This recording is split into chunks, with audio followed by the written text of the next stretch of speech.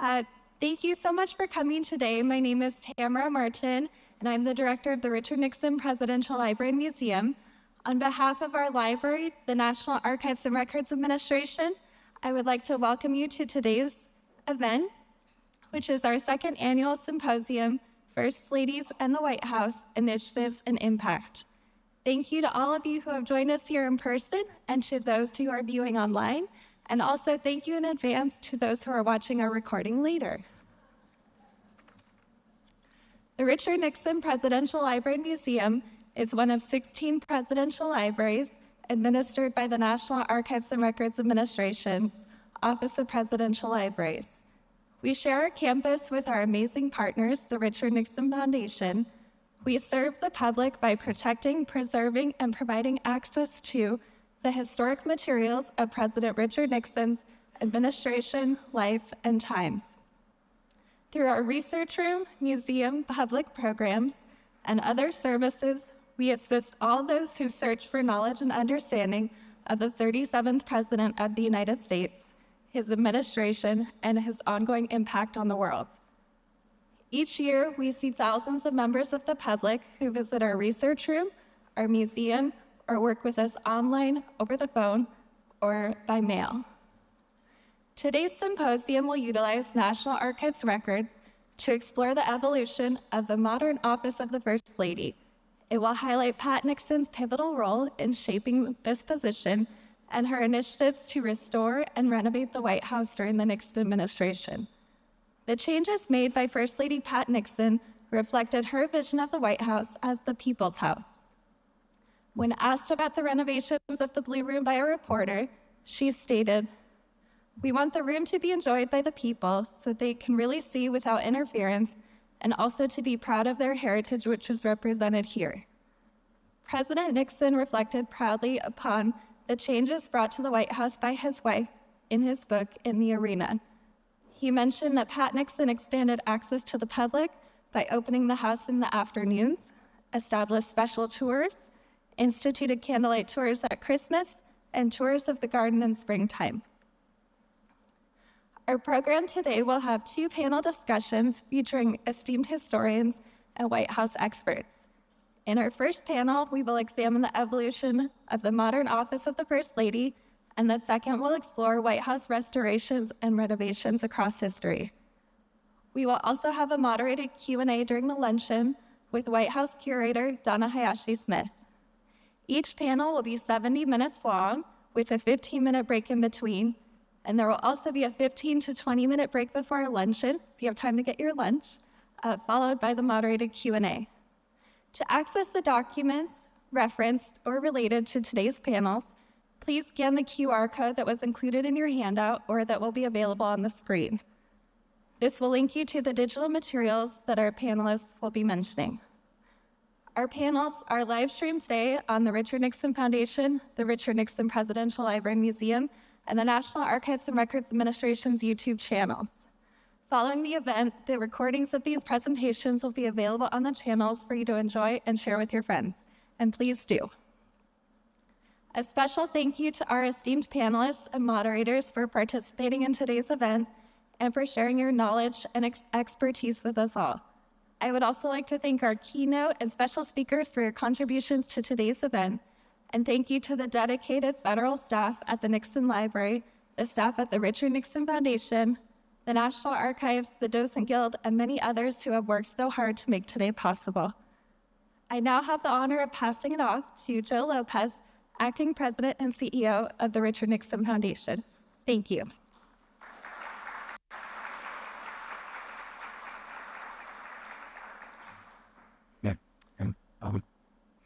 Good morning, everyone. Thank you, Tamara, for the introduction, and thank you to the great Nixon Library and Nixon Foundation teams for all the work that we've put into this symposium here today. We're honored to partner with you for the second year in a row in bringing this to life.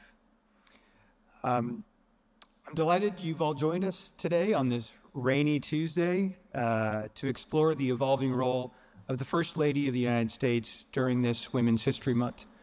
We're especially honored later to hear from the White House curator, Donna Hayashi-Smith, as Tamara mentioned, who will share how our First Ladies, and especially First Lady Pat Nixon, transformed the White House, making it into the inviting, beautiful, and historic home that we all know and love today. With an exceptional lineup of distinguished panelists and speakers, we're truly set for a terrific and very informative day, and I'm excited to kick us off here. So it's my pleasure to introduce our first speaker. The Honorable Barbara Hackman Franklin is a true trailblazer with a remarkable history in the Nixon administration. In the White House, President Nixon appointed her to spearhead a pioneering effort to bring more women into high-level government roles. Her leadership in this effort nearly quadrupled the number of women in these leadership roles in just 2 years, often placing women in positions previously held solely by men. This important history is captured in Lee Stout's 2012 book, A Matter of Simple Justice, the untold story of Barbara Hackman Franklin and a few good women. Years later, in 1992, she became Secretary Franklin, appointed as U.S. Secretary of Commerce by President George Herbert Walker Bush. Today, Secretary Franklin is actively involved here at the Nixon Library as Director Emerita of the Richard Nixon Foundation and a supporter of the Nixon Foundation's American Civics campaign. Please join me in extending a warm welcome to Secretary Franklin.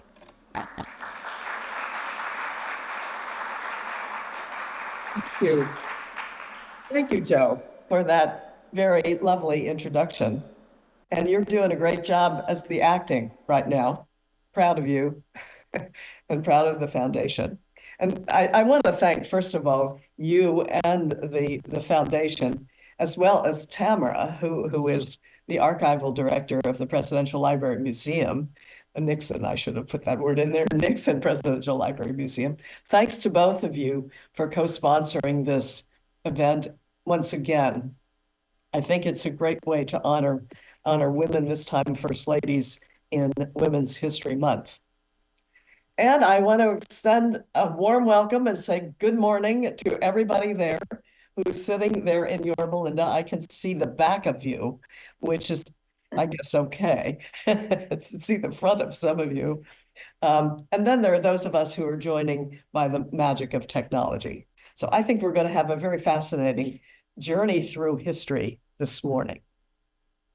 This gathering, as you've already from Tamara and Joe, this is a very distinguished group of experts.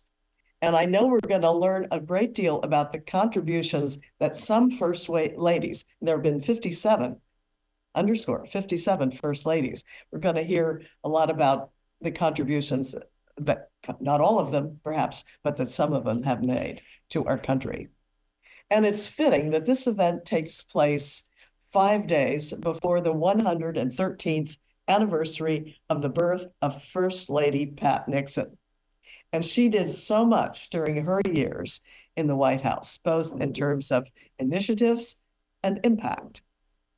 She would be delighted to see, I know, the work of some of the other First Ladies, which you panels will magnify for us today. But she would probably say, don't talk about me so much. She was so self-effacing, and she preferred to let her work speak for itself.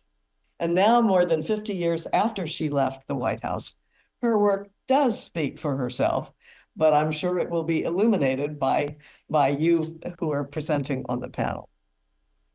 She once said that the job of First Lady is, and I quote, the hardest unpaid job in the world. She was right. And one might say that the greatest disparity in pay between men and women in the workplace has been that between the president and First Lady. The president is paid $400,000 a year. The First Lady isn't paid a cent. And that's before the government stops minting pennies. But when I think about Pat Nixon's countless contributions to our country, I'm amazed at her work ethic, her energy, and her determination to use the platform that she had to honor and serve her fellow Americans, as well as those global citizens around the world. Shortly after she became First Lady, she was pressed by the media they always ask this question, to identify a project. Her answer was simple and so typical of Pat Nixon. She said, "People are my project." That's all she said, and that's all that needed to be said. People were indeed her project. When she was the second lady, the wife of the Vice President of the United States, she traveled the world, visiting more than 50 nations in every corner of the globe. And everywhere she visited, her schedule wasn't filled with fancy teas and expensive shopping trips. No, that was not the Pat Nixon style at all. She visited hospitals serving the poor, children in orphanages, and local markets where farmers were selling their wares. As she herself noted, everywhere I went, it helped women. It's no wonder that President Eisenhower insisted that she accompany her husband, the vice president, on his foreign travels. She earned the title that others gave her, Ambassador of Goodwill. And then 8 years after leaving Washington, she returned as First Lady. Not surprisingly, Mrs. Nixon continued the same practice as she had as Second Lady, promoting volunteerism, opening new parks for people, including a surfing beach coast thing here in California, visiting college campuses, supporting the Equal Rights Amendment, publicly advocating for a woman on the Supreme Court, and supporting my own work to bring more women into higher levels of government. I'm grateful to her for that. After all, people were her project. There's one other thing I want to mention because I heard about it firsthand, and that was her diplomatic skill in service to our country. She made a solo trip to 3 countries in West Africa, accompanied by the women of the White House Press Corps, the legendary Helen Thomas and Fran Lewin, to name a few. I knew them because they were following what I was doing. And when she returned, they could not stop talking about how good she was as a diplomat for the United States. I love that. And as First Lady, you heard a little snippet of this, she was dedicated also to the White House itself. And I know you're going to hear more about what she did to make it more accessible and more beautiful than it had been before. And I saw some of that myself, and today I'm very grateful to her for what she did there. But quite simply, Pat Nixon's service as First Lady is not as understood, acknowledged, and praised as it should be. During her lifetime, she was highly regarded and much loved. Between the Gallup poll and the Good Housekeeping magazine, she was cited more than 35 times as one of the most admired women in America and in the world, including for many years after she had left public life. There's no doubt that Mrs. Nixon's contemporaries knew how extraordinary she was. Now it's time. History needs to acknowledge that fact. And this symposium, along with the recently published biography of Pat Nixon by one of our panelists, Heath Hardage Lee, and the textbook about all the First Ladies, written by Diana Carlin, Nancy Kegan Smith, and Anita McBride, all of that, I think, is helping to ensure that history will give Pat Nixon the credit that she so richly deserves. So my appreciation to all of you who are attending and participating. You're going to just have a really great morning. So go for it, and I wish you all the best. Bye-bye.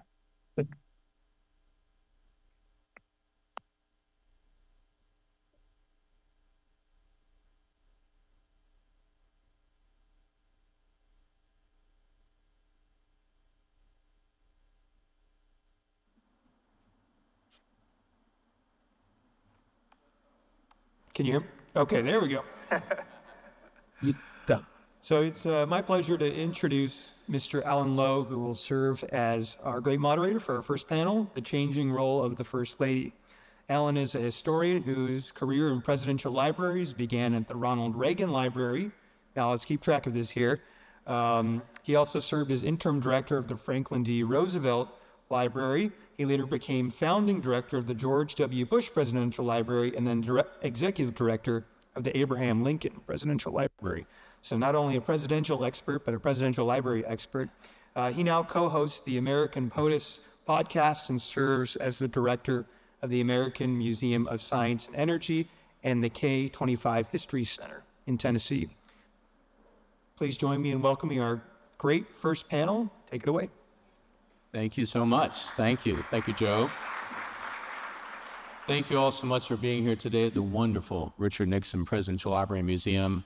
I've been here so many times. It's always a pleasure to be here. I want to thank our Nixon Library Associates and our Nixon Foundation partners for inviting us to take part in this really important discussion. You know, since Martha Washington, First Ladies have had a real impact on the workings of our republic, each one of them putting her own unique stamp on the office. I recently hosted an episode of American FLOTUS, which is the podcast American POTUS now does in partnership with the First Ladies Association for Research and Education, or FLAIR.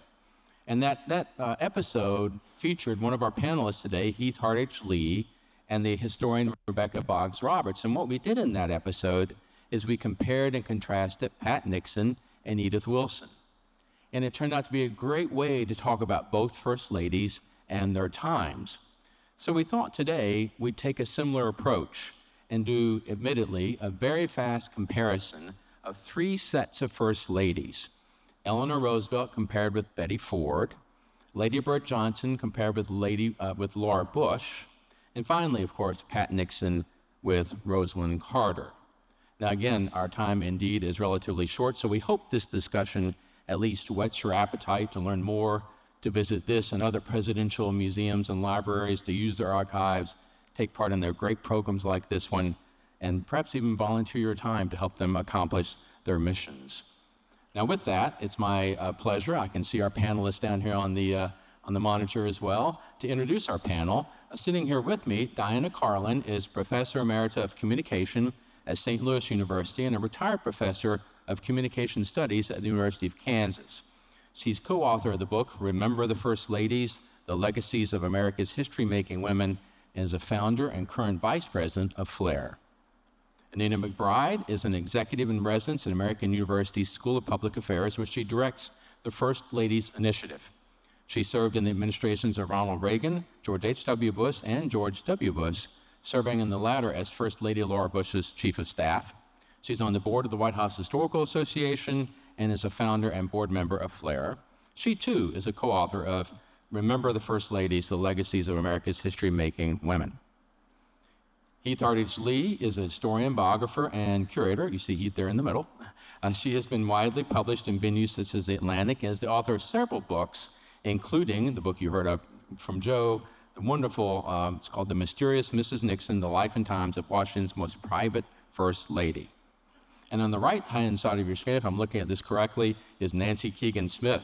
She was an archivist at the National Archives from 1973 until 2013, retiring there after serving as director of the Presidential Materials Division. She's co-editor of Modern First Ladies, their documentary Legacy, is founder and current president of FLAIR, and she too was a co-author of Remember the First Ladies.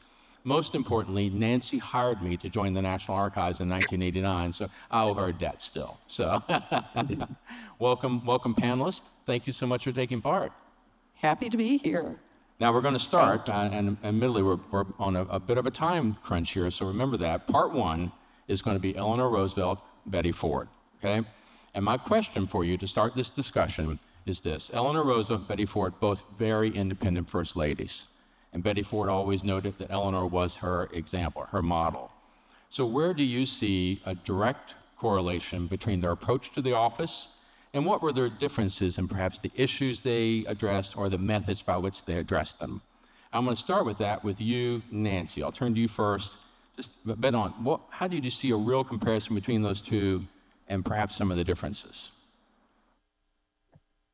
First, I would thank you, Alan, and first I would like to thank the Nixon Library and the Nixon Foundation and all my friends for being involved in this important symposium.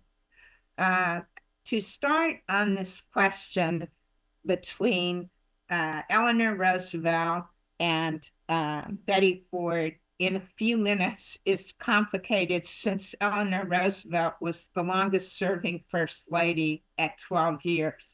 But I will do a quote from Bill Clinton when he gave the Fords the Presidential Medal of Freedom, and he said to Betty Ford, perhaps no First Lady in our history, with the possible exception of Eleanor Roosevelt, has touched so many of us in such a personal way.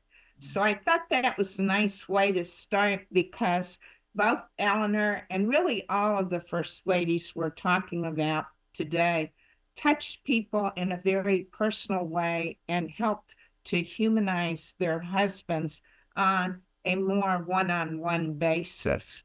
Now, Eleanor created the activist role of a First Lady, and she was an incredible whirlwind of activity in her 12 years. She was very depressed about becoming First Lady because she had so many activities that she had engaged in, and Franklin told her that she needed to give all of those activities up, but he didn't make clear what he wanted her to do. In fact, he made clear the things he didn't want her to do. But Eleanor, being Eleanor, 2 days later holds a press conference, and it is for all women reporters because they had a lot of trouble getting any work. And she had been told to keep the press conference issues safe. And of course, Eleanor didn't, and she immediately got into domestic policy.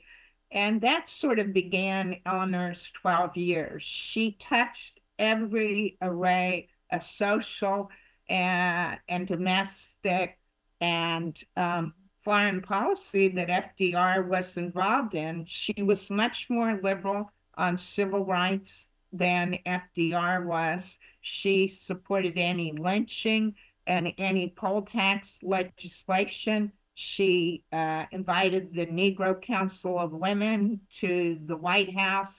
She was always championing the underdog, which is very interesting because Eleanor came from a very New York aristocratic family. And she was the first Lady to make a speech at a campaign when in 1940 she gave some quick comments at the convention speech. There is just so much that Eleanor did. She said that racism was one of the main destroyers of freedom in our attitude toward the colored race. Her activities on behalf of civil rights were so strong that the Ku Klux Klan put a $25,000 bond on her head. And of course, when she leaves the presidency, she does what Eleanor considers was her most important achievement when Harry Truman appointed her to be a U.S. delegate to the UN, to the United Nations, and she's responsible for writing the UN Declaration of Human Rights in 1949. So that just gives you a paintbrush. She was very independent. Now I'm trying to be quick to turn it over to my good friend Diana Carlin to talk about another wonderful First Lady, Betty Ford. Thank you, Nancy. Thank you, Nancy. There you go. And Diana, I will turn to you, and I wondered if you could make that comparison, but also did the times make a difference? I mean, we're many years later. How did that affect that? Okay. Yeah, before I begin, I also want to thank everyone here at the Nixon Library and the Foundation, Tamara, and I feel really privileged to have been a part of last year's symposium and also this one, and I just am thrilled with everything you're doing to highlight women and First Ladies this year. So I think there were several things that Eleanor Roosevelt and Betty Ford had in common, and it was a little like what you did with Heath and Rebecca, You don't automatically think of the two of them necessarily in the same breath, but they were both very independent women. They both had had careers, and they had to give up a lot for their husbands. As Nancy said, Eleanor was very worried about carving out a place because she had to give up her work. She had to give up her political activities. She was actually more politically involved than he was before he began running for office. And Betty Ford spent most of her time as a congressional wife, raising 4 children. And she had a very short period of time as second lady, but she learned a lot from Pat Nixon. And where there were some comparisons, I think, especially were that they were both outspoken. And as Nancy said, Eleanor was ahead of her husband on the issues of civil rights, and she was very outspoken. Betty Ford was ahead of her husband and some members of his administration on women's rights. She was a very vocal advocate of the ERA. She was pro-choice. She had some pretty liberal views about child rearing, which she expressed in a 60 Minutes interview. Some of you may be old enough to remember that. And so, they both were outspoken women. One of the other things she did that really channeled Eleanor was that she had a news conference 26 days after she became First Lady. She held a news conference, and it was really the first major news conference that a First Lady had had since Eleanor. Bess Truman apparently had a brief one where she answered one question with one word, and that was it. And Mamie didn't do much. And we really didn't have another First Lady who had a formal news conference, but hers differed from Eleanor's in that she had both women, as Eleanor only had women, and men at that news conference, and she held several of them. Betty was only First Lady for 30 months compared to 12 years for Eleanor. But what she did in that time was pretty phenomenal. She gave over 100 major speeches. And Eleanor was out giving speeches and doing everything else. She spoke to the media. I said she went on 60 Minutes. And the ERA, Eleanor was controversial in terms of what she was doing with the anti-lynching legislation, with some of the other legislation on civil rights. And Betty Ford was certainly controversial with her support of the ERA. There were protesters across from the White House wanting to muzzle her, and members of the cabinet wanted to do the same thing, and Eleanor had some of that going on. So some very interesting similarities. In fact, Betty had to install a private phone line that she paid for in the White House to lobby state legislators to pass the ERA. And people did not want her using tax dollars on a telephone line that was paid for by them on the ERA. And in the book that Nancy and Anita and I wrote, there is a photo of her sitting at her desk in the White House with a "Don't Tread on Me" flag in front of it, and she's making phone calls into state legislators. So outspoken women, and in terms of the times, Ellen, we now are into what we call the second wave of feminism. You have, all of the women's rights advocates. This is Betty Friedan's book is out, Gloria Steinem. And this is the era in which Betty Ford is acting. Whereas Eleanor is First Lady only, less than 20 years after the 19th Amendment. And so we've had more time. We have women. We've had Nixon bringing women into all these positions, as we discussed last year. So women are far more visible in government than they had been during Eleanor's time. And Betty Ford really took advantage of that and took advantage of the women's movement, which was something that Eleanor did not have. I have 2 quick follow-up questions. One, my curiosity. What was the one word that Bess Truman said? Was it yes or no? It was no, I believe, yeah. Okay. I have to go back and listen to that so-called press conference. I'm curious, both Betty Ford and Eleanor Roosevelt, as you said, could be quite controversial. How did that sit with their husbands as presidents? Yeah. Well, both husbands sort of took the same approach, and Nancy might want to comment on this too. They basically said, "I can't control my wife." That's pretty much it. And there were complaints to Gerald Ford about some of Betty's activities, and he said, Betty sort of does what she's going to do, so take it up with her. Don't talk to me. And there was in 1975, it was the International Year of the Women, and there was a proclamation that was signed, and Betty, was right there when he signed it, and he made some comment about, hope this makes you happy sort of thing, and she was very much there. So they both kind of approach it the same way. Nancy, I don't know if you want to add anything on that. Well, I agree with Diana's point. I think that they sort of had plausible deniability, but importantly, both of them clearly supported what their wives were doing, or they would have pulled them in. The one difference I wanted to comment that I see in terms of Eleanor Roosevelt and Betty Ford and their approach to issues is that Betty Ford with breast cancer and then with alcohol and drug abuse, her approach was personal. And Eleanor's approach was not a personal, this is happening to me. Eleanor's approach was more reaching out and helping people who were having issues. And that is also probably a product of the times. While they had many similarities, I sort of see that as a stylistic difference between the two. Before we turn to a document we're going to talk about in a moment, Heath and Anita, if you wanted to make any comments on the comparison of Eleanor and Betty, please jump in. Go ahead, Anita. Well, of course, these two remarkable women that you're talking about and listening to Diana and Nancy really give the breadth and depth of their contributions. I think one of the other differences or contrasts I'd like to make about Betty Ford, and particularly in the ERA, is, there were women in our country who were not supportive of what she was doing. And that was as we began to see a more, conservative approach by women, or a growing movement of conservative women who were not supporting the ERA. So that was certainly a factor that Betty Ford, and politically also the White House and the president had to deal with as he was inching towards an election.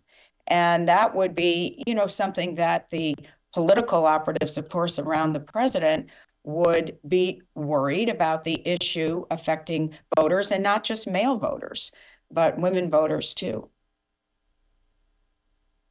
Heath, we cannot hear you. Oh, excuse me, my fault. Off of mute.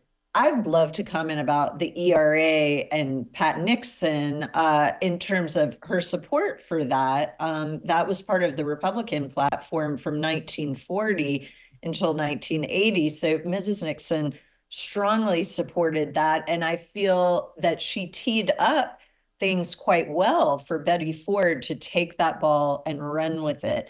Now, Mrs. Nixon did not like comparisons to Eleanor Roosevelt, who she just didn't feel a kinship with. But I think they also had a lot in common, sort of just their approach to things, and particularly their approach to international diplomacy. And we'll talk about that a little bit later on. Thank you, Heath. Now, I want to turn to quickly, before we go into the next comparison, a document that Diana has brought for us. Regarding Betty Ford. So as you know, the National Archives is all about preserving and making available documents. Always called it the raw material of history. If you really want to understand history, that's where you go, to the archives.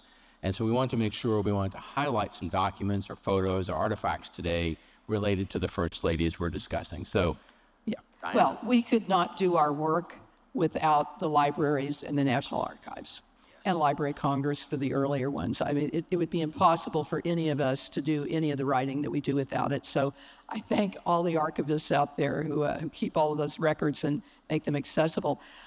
There were so many. When they asked us to choose one, it was hard to choose something. But for Betty Ford, the document that I wanted to highlight was the text, and you can find it on the Gerald R. Ford Library website, of her 1975 International Women's Year speech in Cleveland, Ohio. And I think this says a lot about Betty, and I just want to read a little excerpt of it. And she was talking about women needing to make choices, and she basically said she had given up a career and she made a choice to be a homemaker, and that was work. and that women needed to be honored for whatever they chose to do. And Nancy, I think that was part of that political instinct that she had to know that not every woman agreed with what was going on with the feminist movement. But she talked about the restrictions on women, and she said many of these restrictions spring directly from those emotional ideas about what women can and should do. These definitions of behavior and ability inhibit men and women alike, another astute political comment. But the limits on women have been formalized into law and structured into social custom. For that reason, the first important steps have been to undo the laws that hem women in and lock them out of the mainstream of opportunities. But my own support of the Equal Rights Amendment has shown what happens when a definition of proper behavior collides with the right of an individual to personal opinions. I do not believe that being First Lady should prevent me from expressing my views. And Eleanor felt the same way.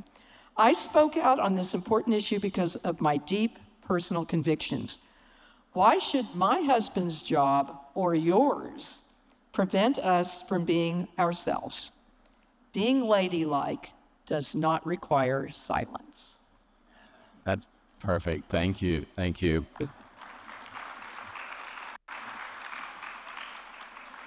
Well, we finished our first set of comparisons. On to the next two Texans, Lady Bird Johnson and Laura Bush.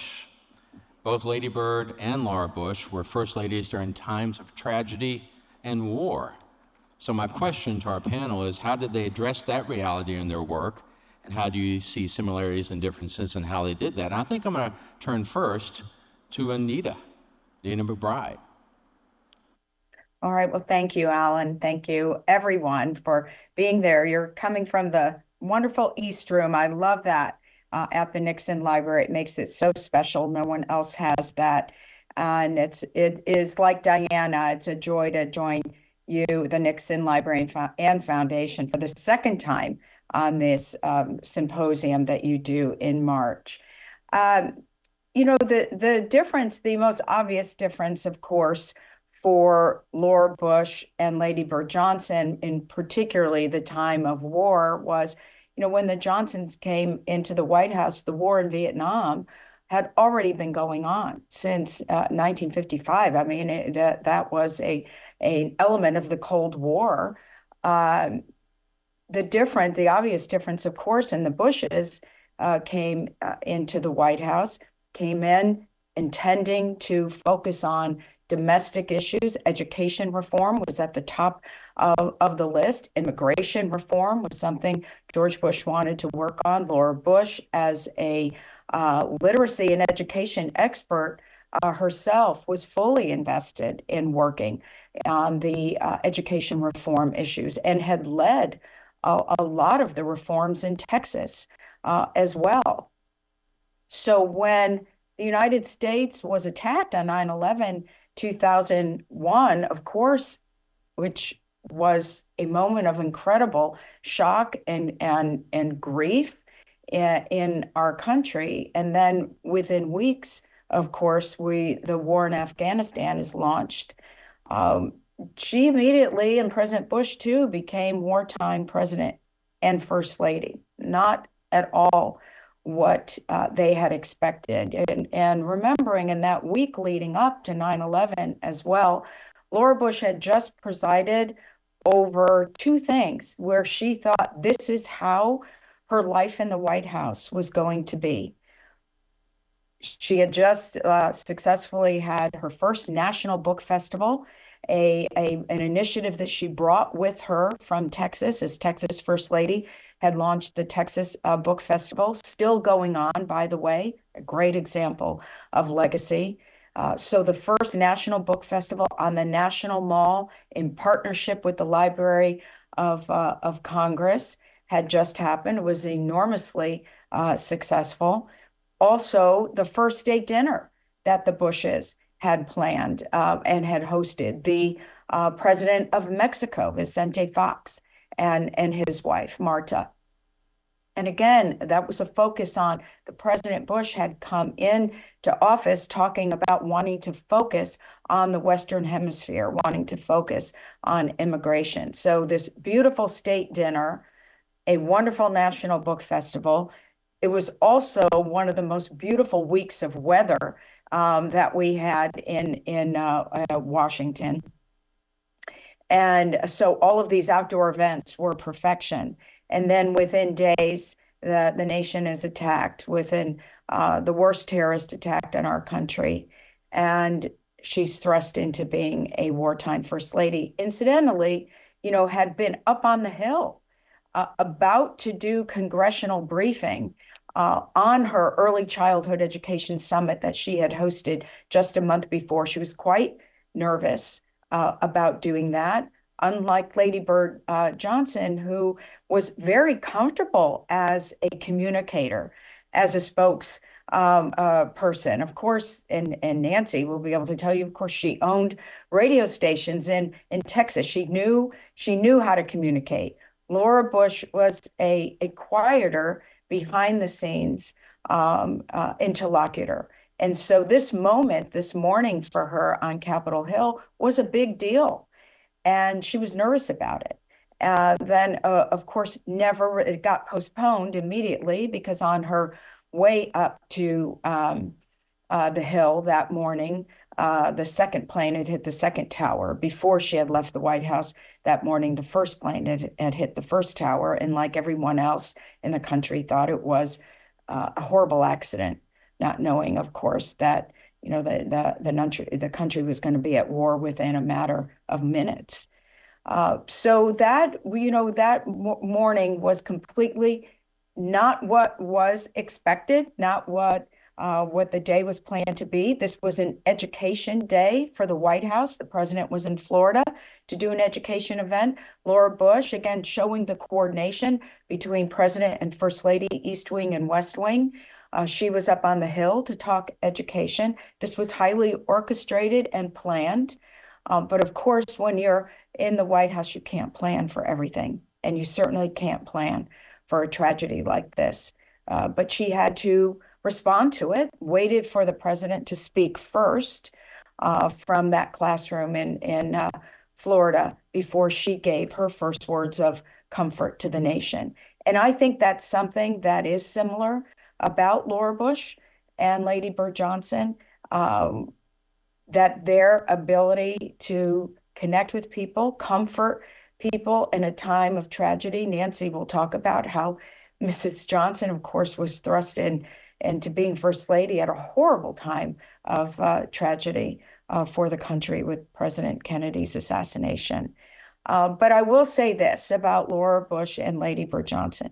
When asked who her favorite First Lady was, Laura Bush would always say Lady Bird Johnson. She drew such an example of strength and grace from her. Now, she was quick to follow up with that to say, of course, notwithstanding my own mother-in-law, Barbara Bush, of course, certainly while Barbara was alive, Mrs. Bush was careful to say that, President Bush too. But these two Texas First Ladies are incredibly strong women with no pretensions. Thank you, Anita. Nancy, please tell us your perspective on Lady Bird. Well, I think Anita has summed it up very well. I do want to say that Lady Bird's first years were more defined by the assassination, by her walking on a stage she says she was not prepared for. Never mind, she had been the wife of a congressman, a senator, a Senate majority leader, and a vice president. And outside of Pat Nixon, there were few people who had that much experience. But she was really, in 1963, focused on doing anything she could do to support Jackie Kennedy. She immediately hired Liz Carpenter as the first professional press secretary and buttressed the press function of the First Lady. In 1963, she hired Liz.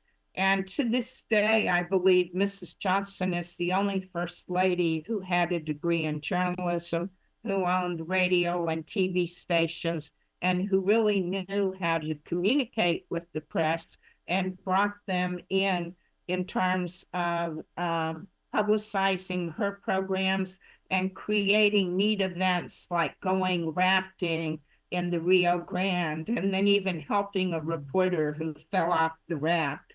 But the tragedy that she came into, it's very interesting. She was very much not willing, like Pat Nixon. She was pressed right away. What are your projects, your focus going to be? And she said, my focus is going to be to help my family and Mrs. Kennedy deal with this huge tragedy. It was only in 1964 that she began to define and set the precedent for modern first ladies of defining projects. And of course, in her case, it was beautification and conservation, education, and a very important and evolutionary trip she made in October of 1964 to support the Civil Rights Act in her part of the South.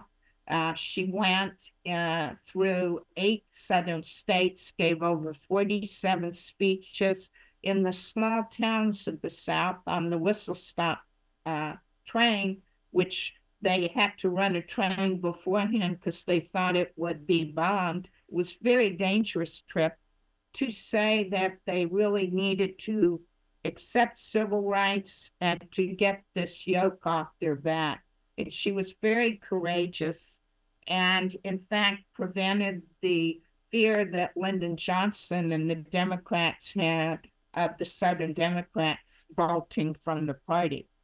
She also, in terms of beautification and environment, not only operated in beautifying the nation's capital, she supported a Highway Beautification Act of 1965, and she importantly gave a very important speech at Williams and Yale Universities in 1967.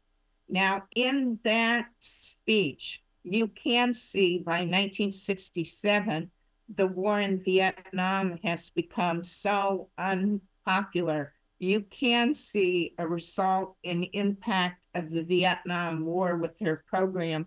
And I'm going to quote a very interesting section from her diary, which is of that October day. In the evening, she says, how would I evaluate a day spent like that? Probably a mistake on balance, because what I had really done was to provide a vehicle for the dissenters, who were a minority, to mount a platform, to get inches in the paper and minutes on the screen that they would not have gotten without me. So I was their bait, their creature for the day. How did I personally feel as I walked amongst the picketers? Cool and firm and determined to maintain dignity. But through every pore, you sense a sort of animal passion right below the surface. So after that 1967 speech on the environment at those 2 universities, she really did not do a lot of public speaking. One other point I want to stress is that she was the first lady to record her time in real time in the White House. She would record every few days her activities. And in 1971, she published her White House diary, which was a book showing what she did as First Lady and her impressions. And that set the modern precedent for memoirs by First Ladies. It also showed her love of history, Abigail Adams being her one of her favorite First Ladies. So she did so much. And the last point I will make is that Lyndon Johnson and Lady Bird Johnson never came into the presidency, I mean, in the awful way they did, thinking that it was going to be about foreign policy. Lyndon Johnson wanted to be a domestic president, and Lady Bird Johnson wanted her programs to focus domestically. But as Anita and I will say, and anyone who studies history, what presidents and first ladies do are affected by what happens during their times. So that, and finally, they were, both Laura and Lady Bird were true Texans, and they had that independent but polite sort of way of handling things in a controlled fashion. If they weren't Southwestern, I would say they truly defined steel magnolias. Anita, perhaps you want to comment. I know after 9/11, the wars in Afghanistan and Iraq, both the President and Mrs. Bush did a lot of work with military service members and veterans as well. Sure, and we're forever. And in fact, the president to this day, and Mrs. Bush too, one of the major initiatives at the George W. Bush Presidential Center in Dallas is the Military Service Initiative. President Bush knew that would he put, men and women in harm's way in a long, difficult war. And even beyond the physical wounds of war, the invisible wounds of war that they face. And this initiative at the Bush Center, both the Bushes continue to be very involved and engaged in helping our military and our veterans recover, because they are still trying to recover. But often, of course, as all presidents and first ladies, as commander-in-chief and spouse of the commander-in-chief, I mean, this is a thread of continuity for all of them to be devoted to the men and women who put themselves in harm's way for the rest of us. I think the other thing, too, that I'd like to mention, where the Bushes were very close to the Flight 93 families as well, met with them often at the White House, on the road, at Shanksville, something that, they, again, as President Bush had said, these were the first heroes in the war on terror. And both President and Mrs. Bush felt very connected to them. Alan, I didn't know if... I'm taking a look at our clock back here. Keep an eye on the time. I want to make sure we turn to our documents and artifacts for this section, because we have a couple, actually. Anita, I want to turn to you first. The great photos of Mrs. Bush with Senator Kennedy. Can you talk about that and what stories those tell? Sure. I'll just quickly tell you about that. And I think the best way for me to describe it is in her own words from her book, Spoken from the Heart. This is real quick, but I think it conveys what you're seeing in those two images. First of all, this beautiful painting of daffodils that President Kennedy had painted for Mrs. Bush, dated September 11, 2001, that he gave to her as a gift when she came to that briefing that day. And then the other picture, of him, her looking at it. And I'll just quickly say this from her book. Senator Kennedy was waiting to greet me according to plan. We both knew when we met that the towers had been hit, and without a word being spoken, knew there would be no briefing that morning. But together we walked the short distance to his office. He began by presenting me with this limited edition print. It was a vase of bright daffodils, a copy of a painting he had created for his wife, Victoria, and had given to her on their wedding day. And the print was inscribed for me, dated September 11th, 2001.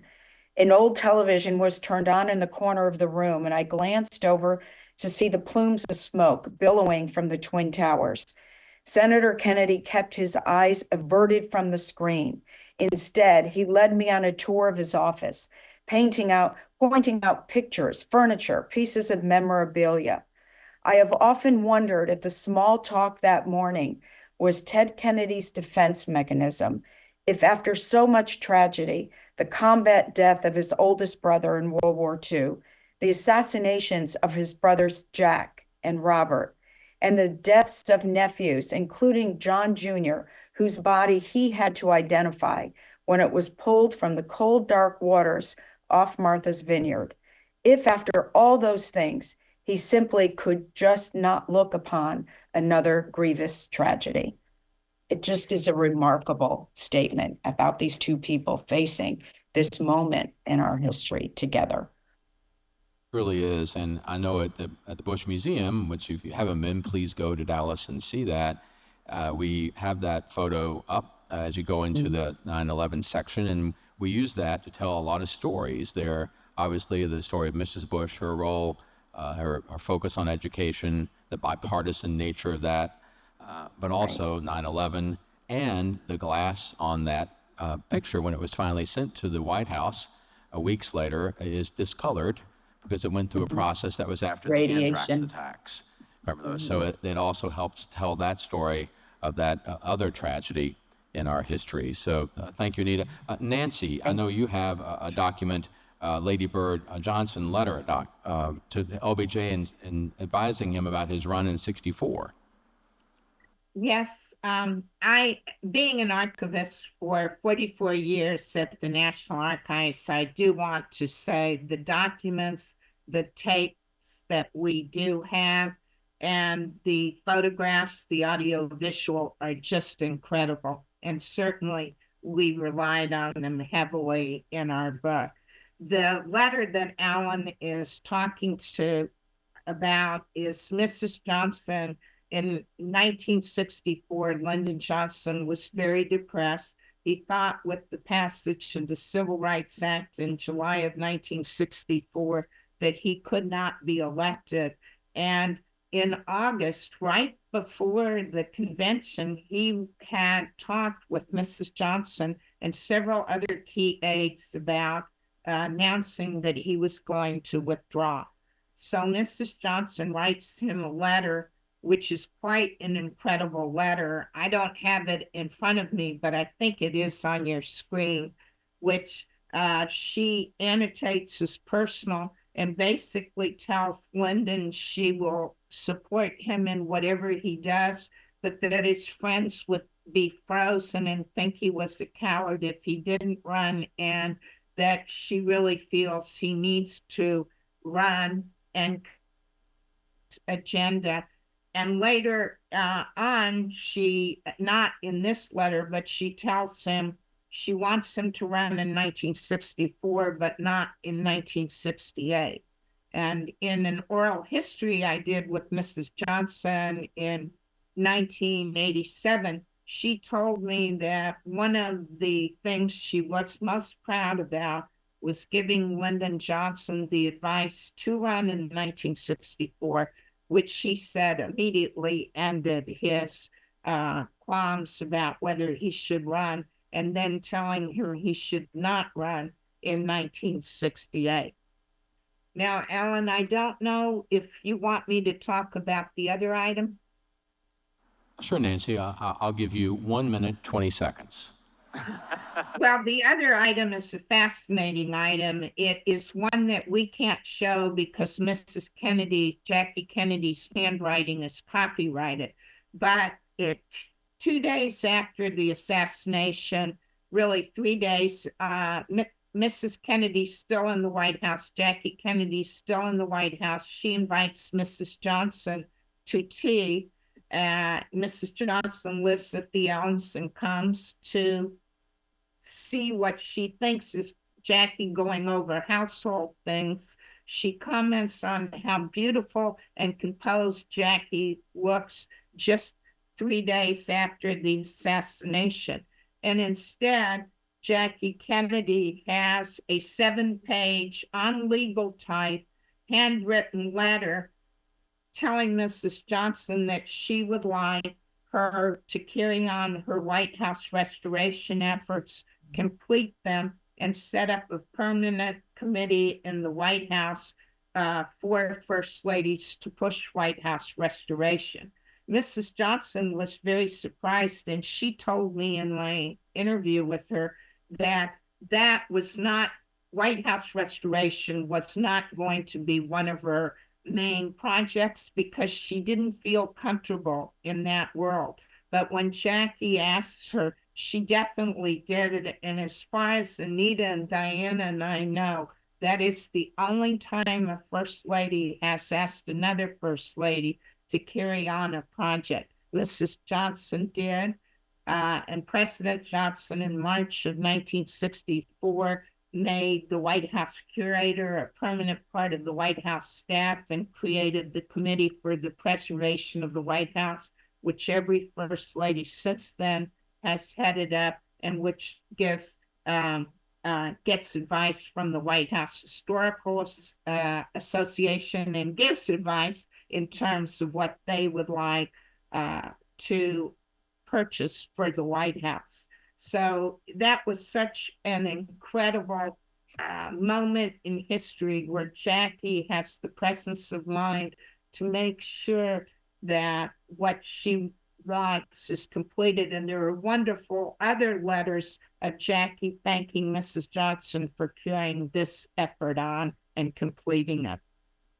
Thank you, Nancy, and we'll learn more about that in panel 2. Before we move on, I'll just say one thing. If you haven't listened to the Johnson tapes, we certainly owe Lady Bird Johnson, people like Harry Middleton, a great debt for getting those tapes released early. An amazing record of history. Go online and listen to the LBJ tapes. Really tremendous.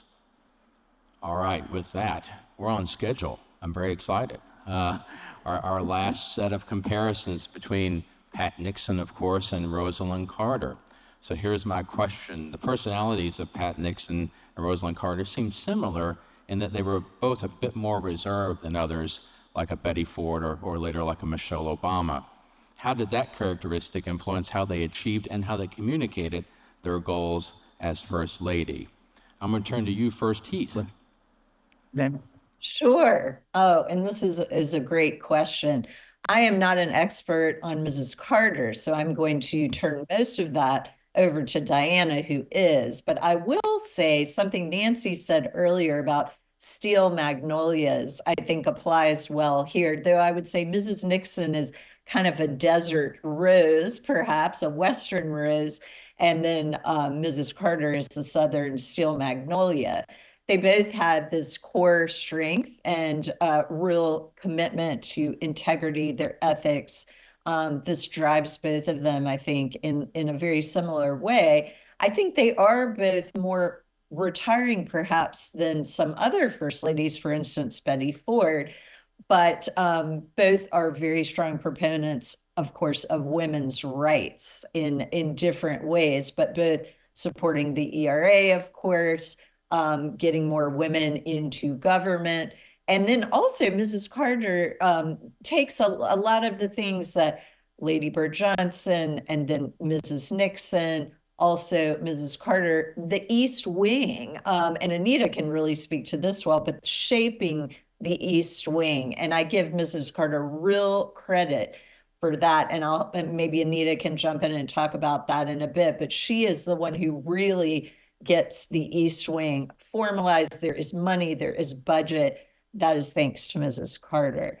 But to turn to Mrs. Nixon and just give a little background, Secretary Franklin gave you such a wonderful overview. I'm not going to go over all the many things that Pat Nixon did, but I do think she comes up as part of the Pat and Dick team. So she is on a team with her husband. She is supporting him from 1946 on when he wins his first election through the Senate election in 1950. And then, of course, is second lady from 1953 to 1961.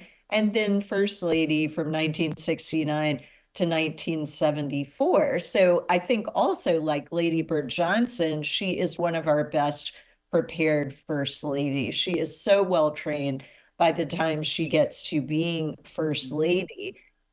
She's ready to go and some people have tried to say when I was writing my book, she really doesn't come into her own until 1970 with Peru.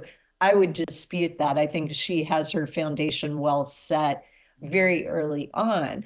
However, I think as First Lady, she tends to pull back a little bit more in terms of she is not setting policy.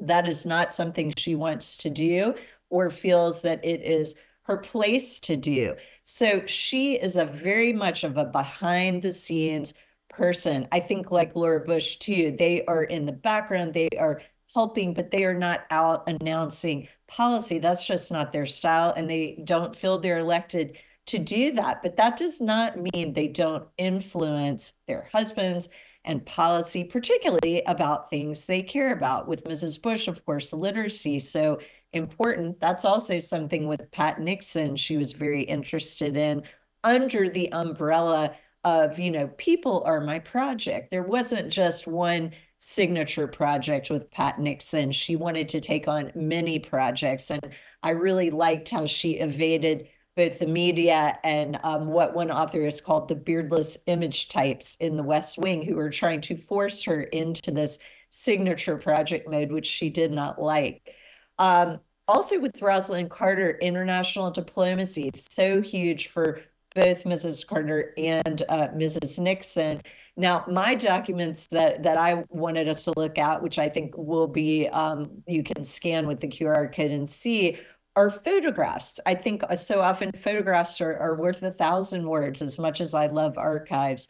So I have a picture of Mrs. Nixon in Peru, the great Peruvian earthquake in 1970, when she goes to Peru as the president's solo global ambassador and bringing food, humanitarian supplies, medical supplies. She is the first lady to act as a global solo ambassador, though many shout outs are due to Eleanor Roosevelt for really pioneering that concept. But Mrs. Nixon is the first official global solo ambassador. Then she also goes to Africa, and we've talked a little bit about this, where she is the first lady to speak to a foreign parliament in Ghana and the first lady to go to Africa. Soft diplomacy is something we haven't talked about yet, but it is critical here with all these first ladies, both at home and abroad. And in this case, Mrs. Carter is also so good at this, and all our first ladies really are. They help seal the deals with soft diplomacy. Mrs. Nixon also, we cannot not mention the pandas, panda diplomacy in China in 1972. She goes with her husband to China for that groundbreaking trip, is given a pair of pandas by the Chinese premier. And this, even today, this is our barometer of Chinese-American diplomacy. Then, of course, women's rights, and Secretary Franklin talked about Mrs. Nixon supporting her behind the scenes.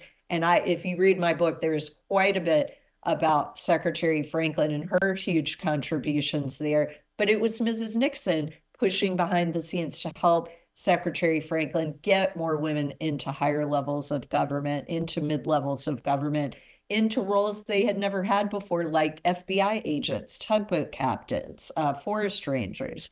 So, and I will not talk about the third point I wanted to make, because the next panel is going to tell you about the White House Restoration and Renovation Project. But I will say Mrs. Nixon brought more art and period objects, over 600, than any first lady before or since her time. So she is very important in those efforts, and you'll hear a lot more in the next panel about that. But I am going to turn it over to Diana to talk more about Mrs. Carter. Things that Anita mentioned was military, and this thread that goes all the way back to the Washingtons. And one of the things when Anita and Nancy and I were working on our book, Remember the First Ladies, is that we saw these threads, and that one first lady sets up the stage for the next. And Heath, you're absolutely right that, Pat Nixon followed in the footsteps of some of those earlier first ladies. And Rosalind Carter really took up the mantle that Pat Nixon had started on ERA and women's rights, which Betty Ford then pushed. And so and then you have three first ladies who are really activists on the issue of the ERA and women's rights and getting more women into government positions and the judiciary. So she really kind of followed that trend that Pat had started. And then diplomacy, international diplomacy was definitely something that Pat Nixon paved the way for. Eleanor Roosevelt had gone to Guadalcanal, but she was not doing the same. I mean, she was there to support the troops. But what Pat Nixon did, as he said, was she represented her husband before foreign governments. And shortly after Jimmy Carter became president, he tasked Rosalind with going to 7 Latin American countries and representing him. She took Spanish, she went to the State Department and was briefed, she went to the National Security Council, and she had talking points for every one of these 7 leaders who she was meeting with. Some of them didn't take her seriously. They were, planning all these little teas with their wives and all. And she said, no, I'll go to those, but that's not why I'm here. And she was able during that tour to do a lot of what Pat Nixon did. You mentioned, Heath, that the photo that was up when we started of Pat Nixon dressed up in her heels and tights and this beautiful suit, climbing over rubble in Peru. And we'd had a terrible relationship with Peru. And when she asked to go and deliver the foreign aid and was seen by the people of Peru and the First Lady of Peru, the president honored her, gave her a special citation. The media was talking about it. And they said, the president, when he gave her this award, told Pat Nixon, the president could have sent his entire Air Force down here to deliver this, but by sending his wife, he made a statement. And that's exactly what Rosalind Carter did. Jimmy Carter made a statement. And since the beginning, this has been a two-person job. And these were two women who really understood that. They campaigned for their husbands, but where there is a difference is in their relationship with their husbands when they were in the presidency. As Heath's book so well explains, Pat was a campaigner. She was out there from every campaign. Rosalind Carter was the same. But Pat was pushed out of the way and put into her own lane. Rosalind Carter's lane was side by side with her husband. And even if the staff maybe didn't like it, this was the way they operated. She had weekly lunches with him. If you all, those of you once again who are old enough, remember Rosalind was criticized for sitting in on cabinet meetings. Pat would never have done that. And so you saw that there was this relationship. She did have her issue, mental health.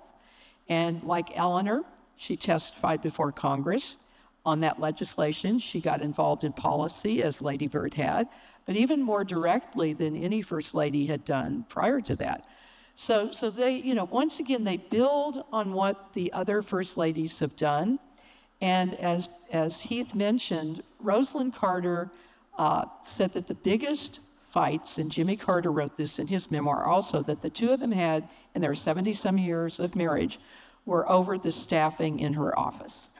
And he ran to cut down the size of the executive branch. And he gave her all these responsibilities, and she said, I can't do that unless you give me more staff.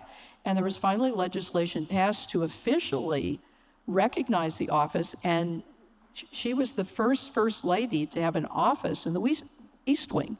These women were working out of their dressing rooms. They did not have a physical office in the power structure of the White House, which is pretty amazing until Rosalind. So that was a big change even from Pat.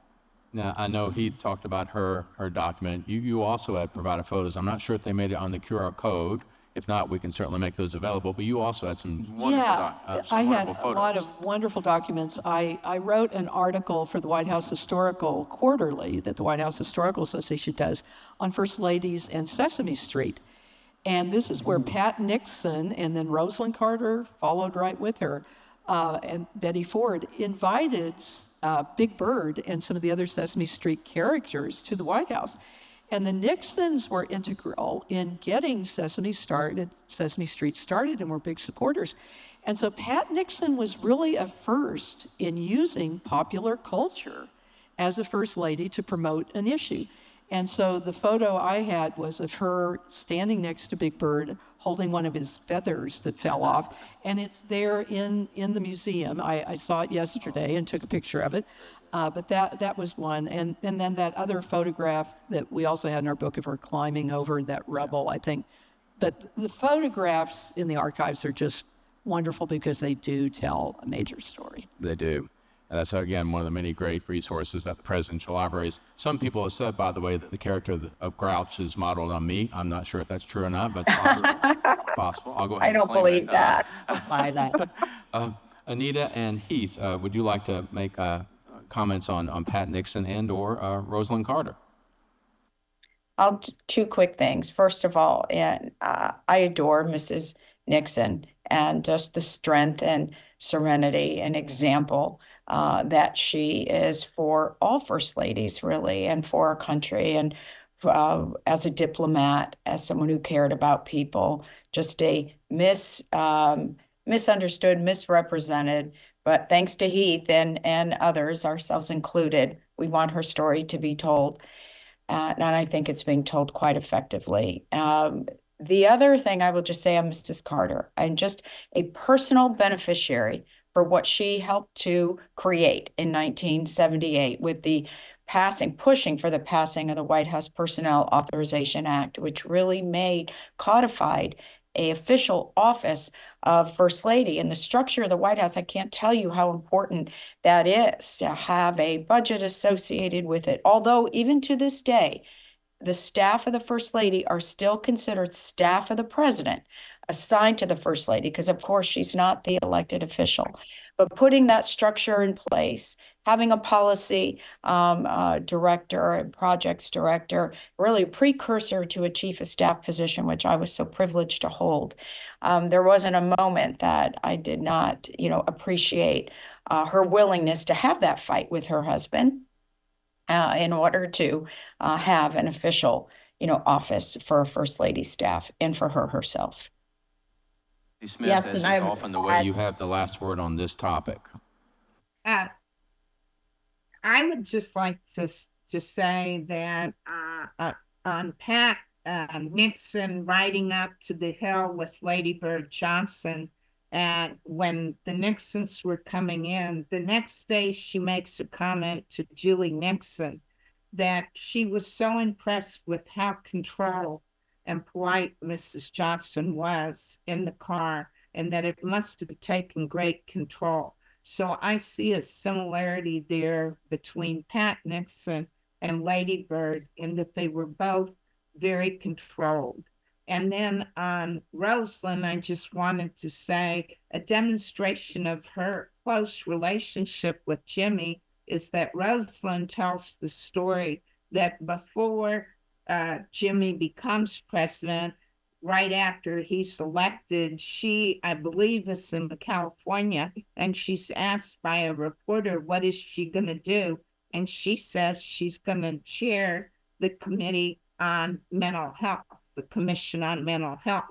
And then Rosalind laughs in telling this story and says she flew home to tell Jimmy she was going to chair the Commission on Mental Health. So that's a little demonstration of their relationship. Thank you, Nancy. I'm going to ask a question of the panel as we close out here that I haven't told you I was going to ask, and if you don't have an answer right now, that's fine. But I'm curious. I found this such an illuminating way to look at the evolution of office of the First Lady. If we did this again in the future, would there be a pair of First Ladies you say you should compare this First Lady with that one? That would help us better understand the office and the evolution of it. That's interesting. Diana. Well, one comparison that I've already made, it's in an article again in White House Historical Quarterly, is their backgrounds, their personal backgrounds, because some of these women had some similar backgrounds. So Martha Washington, Julia Grant, and Mamie Eisenhower. And what they had in common was they were generals' wives, and they had this military experience. Right. So that would be kind of an interesting one, I think, to look at. I love that. Other panelists, any thoughts? I know it's unfair of me to do this to you, but anyone in particular? Well, given that Nancy, Diana, and I were just in Quincy, Massachusetts, talking about at the new Adams Presidential Center and talking about Abigail Adams and Louisa Adams. I think, again, as another, and then maybe Barbara Bush and Laura Bush as a mother-in-law and daughter-in-law, First Ladies, although obviously the obvious difference, Abigail Adams didn't live to see her son become president. But these four women hold a unique place in history, and that could be an interesting topic too. Things that Nancy picked up on when we were in Quincy was Louisa helped John Quincy become president, and then she was pushed out. And Nancy said, "Oh, this sounds a lot like Pat Nixon." So that might be an interesting comparison. Yes, that would be an interesting comparison. I think maybe even the older first ladies, for example, like Abigail Adams, and in comparison between Abigail Adams and Lady Bird Johnson, or Abigail Adams and a more recent first lady, would be very interesting because Abigail left such an incredible record. And I know in the case of Lady Bird, but I believe in other more recent first ladies, what she thought and what she did had an incredible impact on first ladies. And I think that comparison would be interesting because it really hasn't been done. I'd like to see one, And I want Alan, Heath. with Yeah, Heath. Yeah, if I could interject, I would love to see one. Mrs. Nixon loved Dolly Madison and really admired her and thought she just always talked about what a colorful character she was with her turbans. And, she would sit and even smoke with foreign diplomats, and Mrs. Nixon would never be caught smoking, even though she did like her cigarettes. She would never be caught smoking with diplomats or anyone else, as I said in my book. But I do think in terms of being a wartime first lady, there's some interesting comparisons to be made there between Mrs. Nixon, who also was a wartime first lady during Vietnam, as so many of our Lady Bird, of course. I mean, even Mrs. Ford, it drags on the Vietnam Wars going on so long, Jackie Kennedy, a wartime of a more contemporary time period first lady. And of course, Dolly Madison, right in the beginning of our country. I think that would be very interesting. And also for the two of them to compare notes on their soft diplomacy, how they both handled that. Dolly was so good at that, as was Mrs. Nixon. So I think that would also be a very interesting comparison. Dinah, you had one more? Sarah Polk, who no one knows anything Love about, Sarah Polk. and Hillary Clinton. Mm. Yeah, I hear some ahs. The way when I talk about Sarah Polk with my students or in, any programs I give, I say, Sarah Polk was Hillary before the television age. And one of the most powerful first ladies we have ever had. But she got away with a lot that you could not get away with during a television age or media age. She is an amazing woman, and James K. Polk, if you get to know me, which I hope you will, I'm obsessed with him a little bit, so I'll glad to tell you about James K. Polk. Some great stuff out there on Sarah Polk as well. One thing I would say in closing is don't forget Mary Lincoln. I'd love to talk about Mary course. and first ladies in Very time of important. war. I think it'd be interesting to do first ladies in times of the Cold War as well. I think maybe something we do down the road. I'm seeing all kinds of good American FLOTUS episodes here, ladies. So. Yay. Absolutely. Yes. So please thank you all for being here today and join me in thanking the panel. Thank you. Thank you, Alan. Thank you, Diana, Nancy. Good.